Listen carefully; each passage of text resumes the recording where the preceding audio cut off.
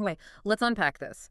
Today, we are diving into a piece that is, I think it's fair to say, forcing a national moment of reckoning. It's really demanding that we all step back from the daily cycle of punditry and just confront the structural realities of the United States over the last decade. That's absolutely right. We're doing a deep dive into an article by Jack Diggs called The Language of Fire, Mm, what America's last decade reveals about who we really are. yeah. And Diggs, I mean, he writes with this surgical clarity that just cuts through all the noise. He's not just offering commentary.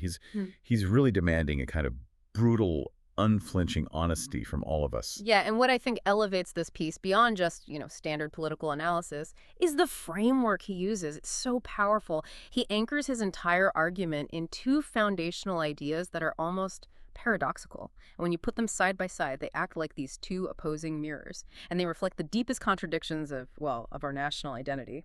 hmm The first one is that famous quote, "A riot is the language of the unheard." Mm. And he uses that Yeah. to really encapsulate the desperation and the pain that's born from systemic failure. It's it's the sound of collapse, really. A sound of collapse. And then the second one, which is this ancient uncompromising standard for measuring character. A tree is known by its fruit. This one defines the evidence, the hard evidence of our actions. Right. So our mission today is to really synthesize this entire framework for you. We need to examine what these two mirrors are actually showing us about ourselves, and in doing that, we have to address the central question Diggs raises, which is, it's an unavoidable one. Yeah. Who are we, and where exactly do we go from here? We're at this profound national crossroads. Let's start exactly where Diggs does, with the language that is, I think, the hardest for a lot of people to hear, the fire. So Diggs opens this whole discussion by reminding us that civil disturbance, it's rarely arbitrary. It doesn't just pop up out of nowhere. He revisits these historic and more recent flashpoints of community rage. Specifically, he looks at the uprisings after the Rodney King verdict back in '92, and then, of course, the huge wave of protests and violence after the murder of George Floyd. And the term he uses for these events is so precise. He calls them final punctuation marks. And that distinction is it's crucial because it immediately shifts the focus away from the violence itself, right? Yeah. And puts it back onto the decades of silence that came before it. Exactly. When we talk about systemic failure, we aren't just talking about, one bad apple or a single act of injustice. Diggs defines the unheard experience here as this consistent structural indifference shown to communities who have. I mean, they've done everything right. They've lodged official complaints. They've held peaceful demonstrations. They've participated in elections, submitted reform proposals, only to see those efforts just repeatedly dismissed or, worse, completely ignored. So the riot, in this context, it isn't the first act of communication. It becomes, like Diggs says, the ultimate scream. Yes. It's a catastrophic signal of failure. It's not a political strategy. A strategy implies you have a goal, you have a plan. A scream implies utter desperation. It implies you have no other viable way to communicate. And that differentiation is so vital, isn't it? Because Diggs is very explicit that calling a riot a scream doesn't excuse the destruction. It doesn't excuse the violence. Not at all. But it does force the nation to confront the source. It forces us to ask, what kind of environment did we as a society cultivate that resulted in this being the only language left? The fruit of decades of institutional failure is that final devastating outburst. Okay, so this analysis gives us a really clear lens for understanding structural exclusion. But this is where Diggs makes the intellectual move that is, well, it's truly provocative. He takes that exact same lens, the language of the unheard, and he applies it to an event that, on the surface, feels completely diametrically opposed: the attack on the U.S. Capitol on January 6th. And this is where we have to tread very carefully, just like Diggs does. We have to make a key distinction between the feeling of being unheard and the actual justification for that feeling. On January 6th, the claims that were fueling the action, that the election was stolen, that institutions had collapsed, those were demonstrably false. They were born from these vast, coordinated disinformation campaigns. See, I worry about that a little. I worry that linking these two forms of rage, the structural scream from marginalized communities and then this disinformed fury that fueled January 6th, I worry that might dangerously equalize them. I mean, the moral and factual basis for the two is it's entirely different. Yeah. How does Diggs protect against that interpretation while still using the same framework? That is the essential challenge, and he addresses it by focusing on the psychology of institutional abandonment rather than the political validity of the claims. He argues that the common denominator isn't the justification.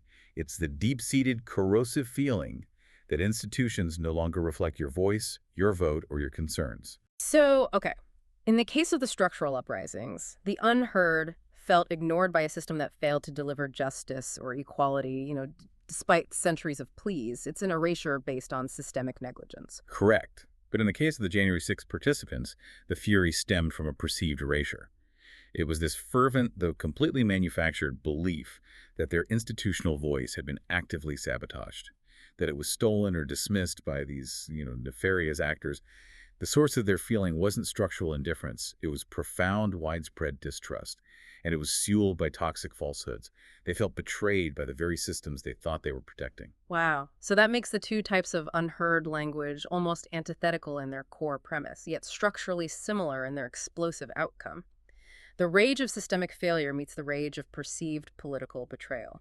And that leads right to Diggs's really powerful synthesis. He says America is now fractured into these competing groups, and all of them feel profoundly unheard. But, and this is the key, they feel unheard for fundamentally different and often opposing reasons. So the consequence for the nation is twofold. First, there's the structural cost of failing to address genuine systemic neglect. And second, there's the institutional cost of allowing disinformation to cultivate this explosive paranoia. And the final takeaway from this whole section, as you said, it's pretty harsh. The nation continues to pay the price for failing to listen structurally. It doesn't matter what the source of the feeling is. Whether the scream is justified by decades of real injustice or it's stoked by deliberate toxic falsehoods, the consequence is societal instability, institutions trembling, it's the same. Yeah, the system has basically taught both groups that only extreme action gets any attention. And that brings us to the nearly impossible position you mentioned. How do you listen to competing, often conflicting screams that are based on fundamentally different versions of reality? That, in essence, is the challenge of the language of the unheard. And if we struggle so profoundly to listen to and understand these deep divisions at home, we have to turn to that second mirror. If we can't even agree on our internal self, what does the external world see? Right. And now we transition to the second metaphor. The tree is known by its fruit. Diggs is insistent on this point. The true character of America has to be judged not by our slogans, not by the soaring rhetoric about freedom or democracy we claim to uphold, but by our tangible, observable national outcomes, especially on the global stage. So if we hold up the American tree and we really examine the fruit that's grown over the last decade, what does it tell us about our integrity, about our consistency? Well, the outcomes, as Diggs argues, they reveal a profound inconsistency and a very clear prioritization of self-interest over any stated ideals. He picks out 3 specific case studies to show this failure of character in real time. The first case he cites is the enduring tragic conflict between Israel and Palestine. And his observation here isn't about prescribing a foreign policy solution. It's about dissecting the American reaction to the crises that erupt there. Diggs calls this phenomenon selective empathy. Okay, selective empathy. Explain what that looks like in practice, according to him. It looks like an instantaneous national splitting of compassion.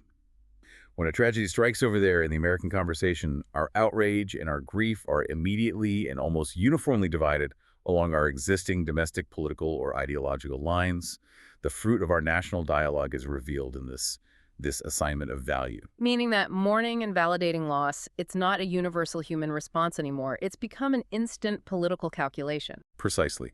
Some lives are instantly validated, mourned, and used as the unequivocal justification for action.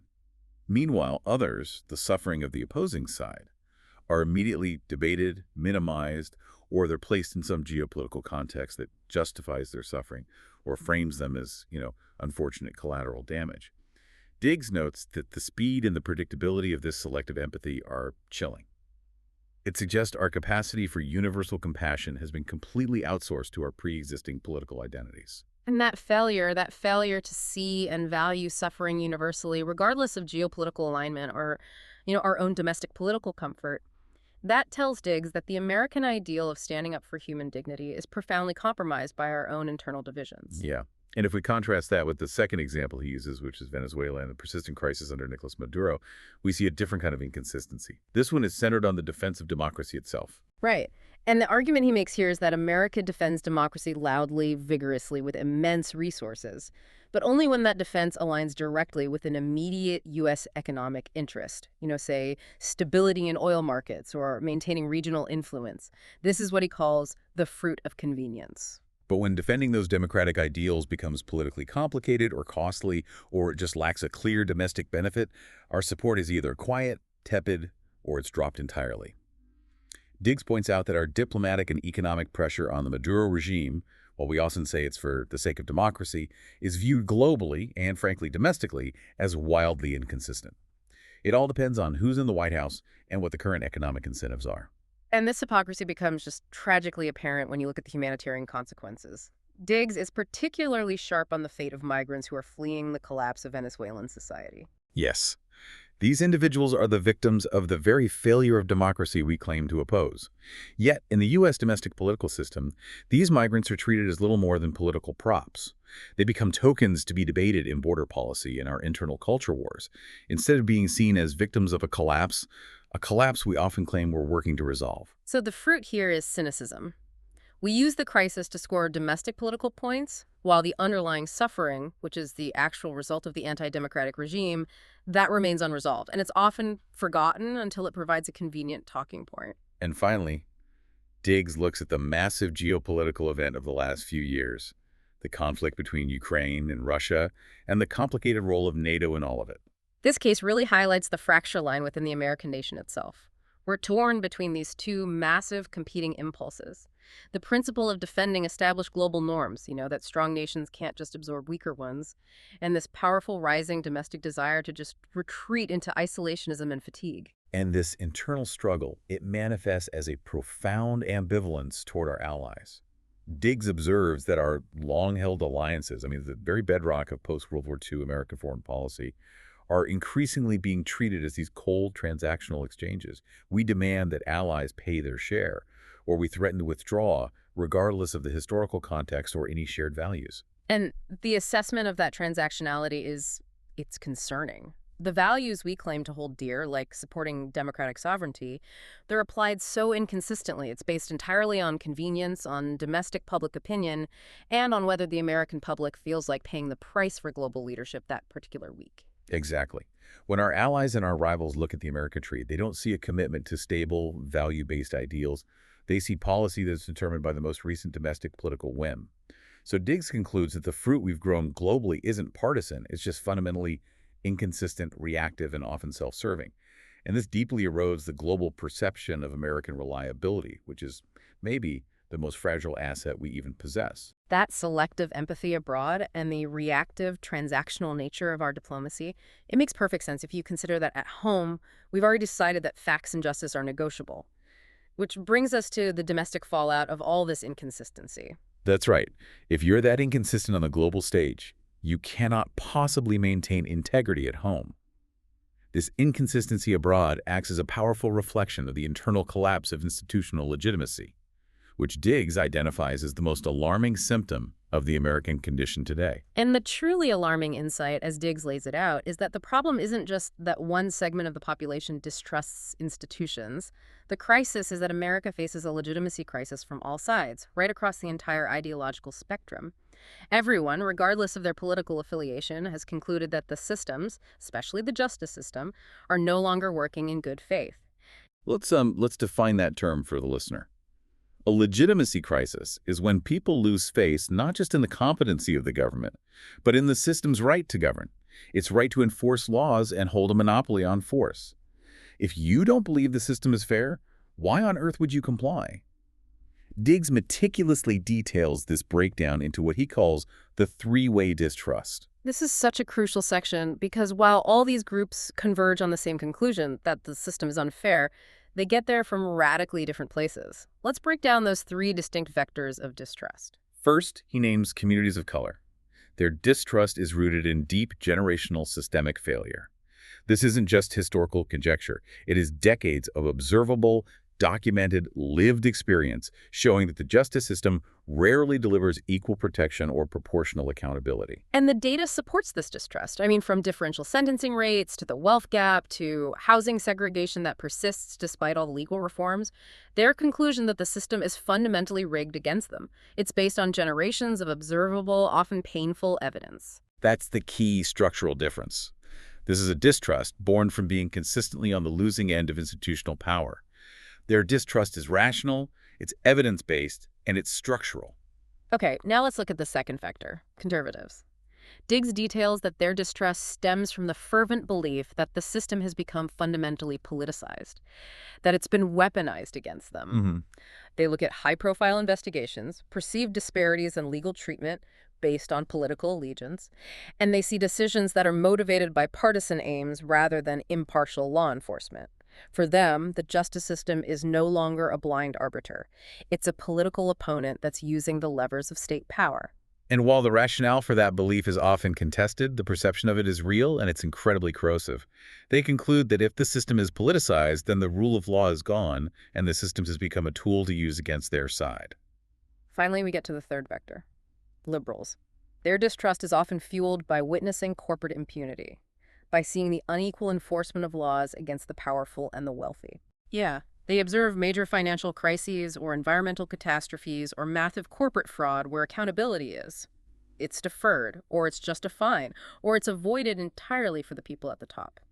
This reinforces the belief that there's one set of rules for the privileged, often just a slap on the wrist, and another set of harsh, rigid rules for everyone else. What's so remarkable is that these three groups, motivated by structural oppression, perceived political weaponization, and corporate impunity, they all converge on the identical, damaging conclusion. The system is fundamentally unfair. They all see unequal justice, just through different lenses focusing on different victims. Wait, I need to press on this. Is Diggs implying that the liberal distrust of corporate impunity is structurally equivalent to the distrust of communities of color, or the conservative distrust of political bias? Is he placing equal weight on the rationales behind the distrust? No, he doesn't equalize the rationales, but he emphasizes the convergence of institutional despair. He notes that the system may be unfair to communities of color because of deep historical structural issues, which is a massive moral failure. It may be unfair to the average liberal worker because of regulatory capture by corporate power. And it may be perceived as unfair by conservatives because of hyper-partisan media and political rhetoric that frames any enforcement as persecution. So the consequence, this collapse of institutional faith, is universal, even if the root causes are fundamentally distinct in their moral and factual basis. Exactly, and this leads directly to what he calls the collapse cascade. Diggs argues that when fairness collapses, truth collapses right along with it. If the enforcement mechanism, the justice system, the regulatory bodies, the electoral process is seen as arbitrary or weaponized, then the underlying facts used by that system also become negotiable. They become dismissible. Why bother believing the evidence if you don't trust the referee calling the foul? Precisely. The bedrock of a functioning society is a shared reality, that the law applies equally and that evidence is paramount. When that framework dissolves, you enter the era of the toxic fruits of distrust. This is the combined systemic failure that has defined America's last decade. So what does this all mean? Diggs lists 5 truly destructive characteristics that define this collapsed environment. And I think we should spend some time on each one because they all feed into each other. Okay, the first toxic fruit. Justice is weaponized.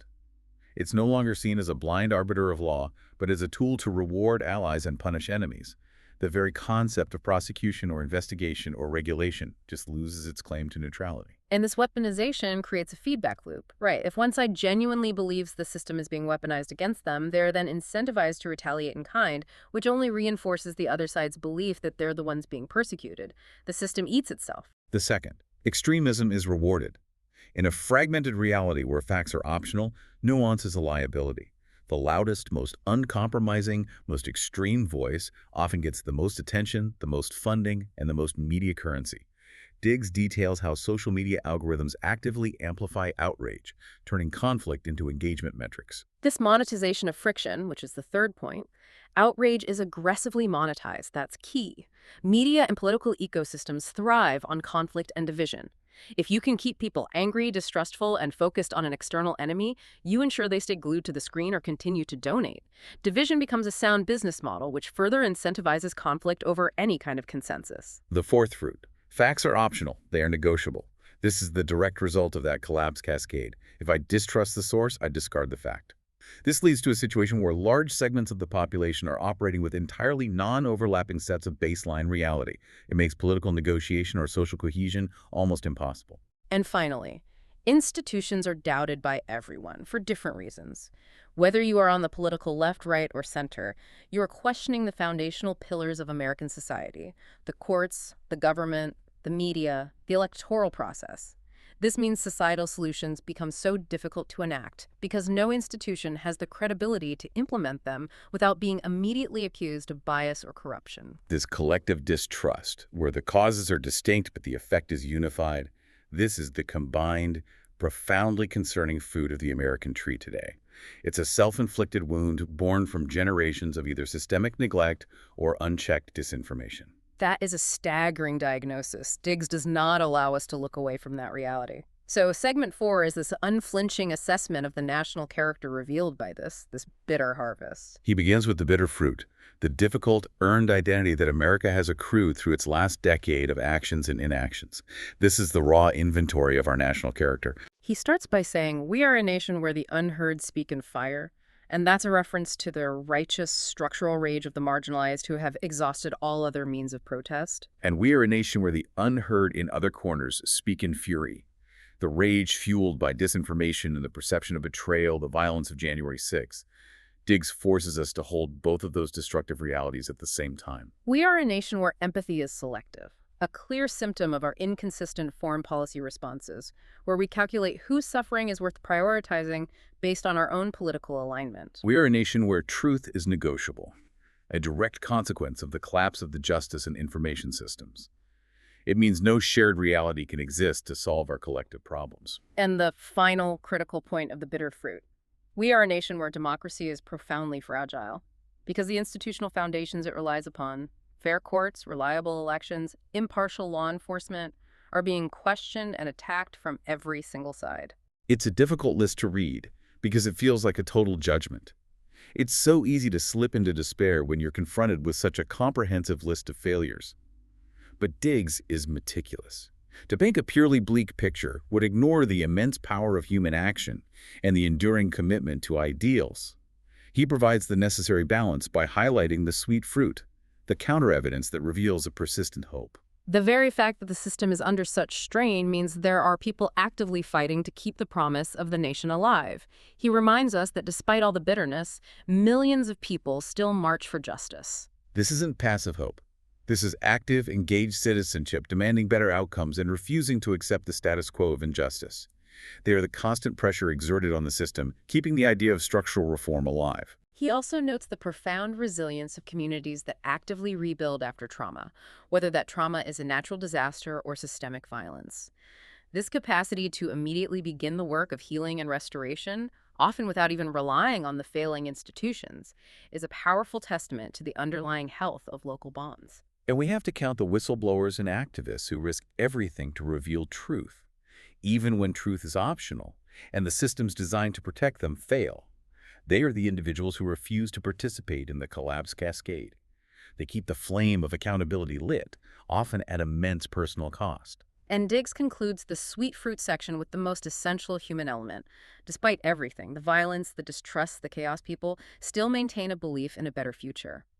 This isn't naive optimism, it's a tenacious belief in the foundational American promise, even if the current system is dramatically failing to deliver on it.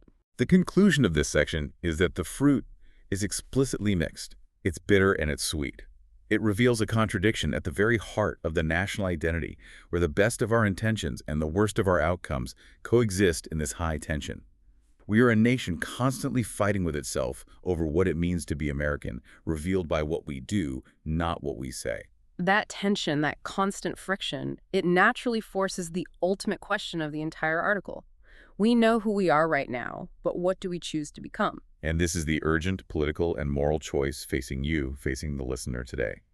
Diggs contextualizes his closing by invoking a profound historical anchor. Dr. Martin Luther King Jr.'s final prophetic book, Where Do We Go From Here? Chaos or Community? That title just perfectly encapsulates the choice facing the American public today. And Diggs uses it not as some rhetorical flair, but as a framework for survival.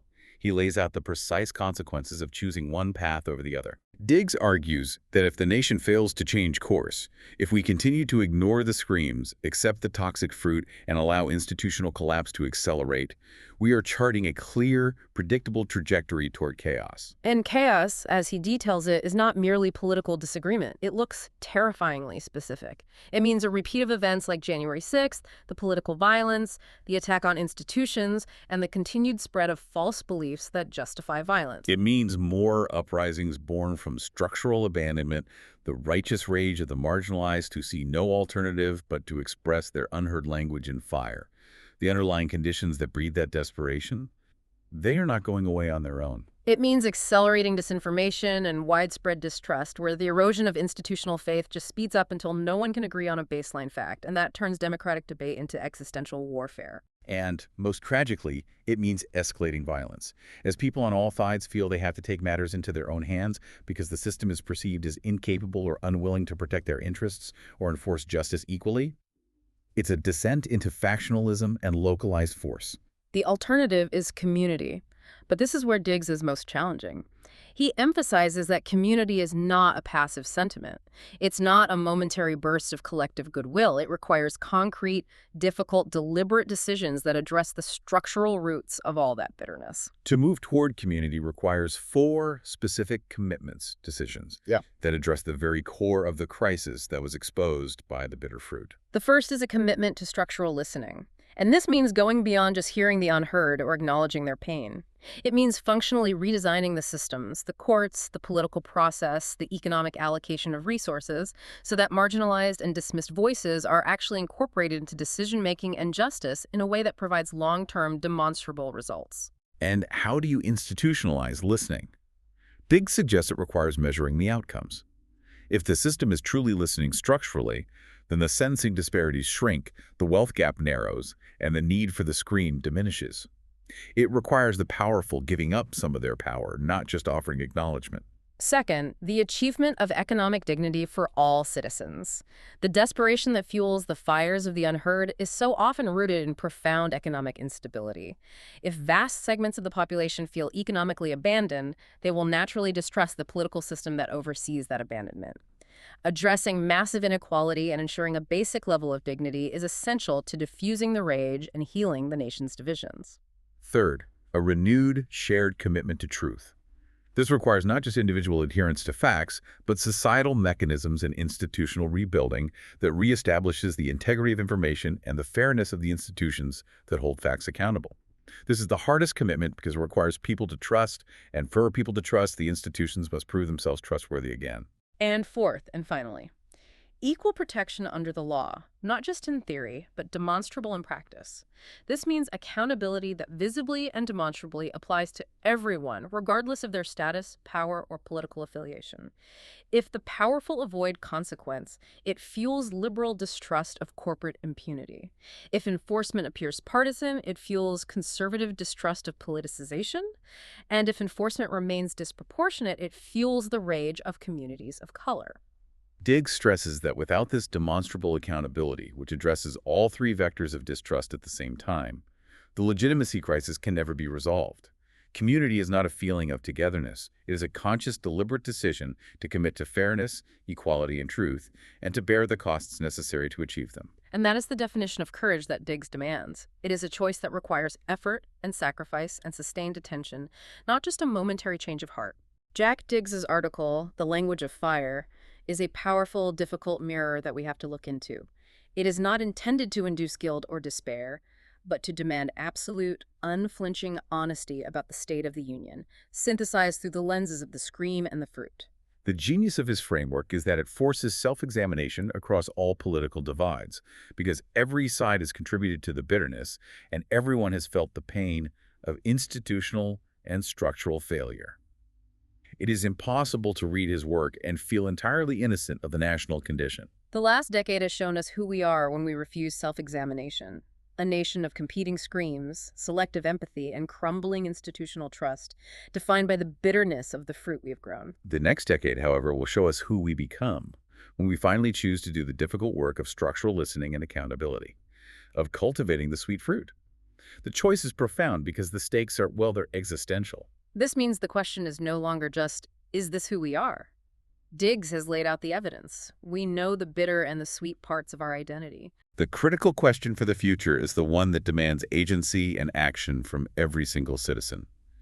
Will we keep being this? Because the American tree will inevitably continue bearing fruit, the only remaining decision is what kind of fruit we decide to cultivate through our collective decisions, the easy path of chaos or the difficult, deliberate decision of community. That choice, Diggs argues, is entirely up to you.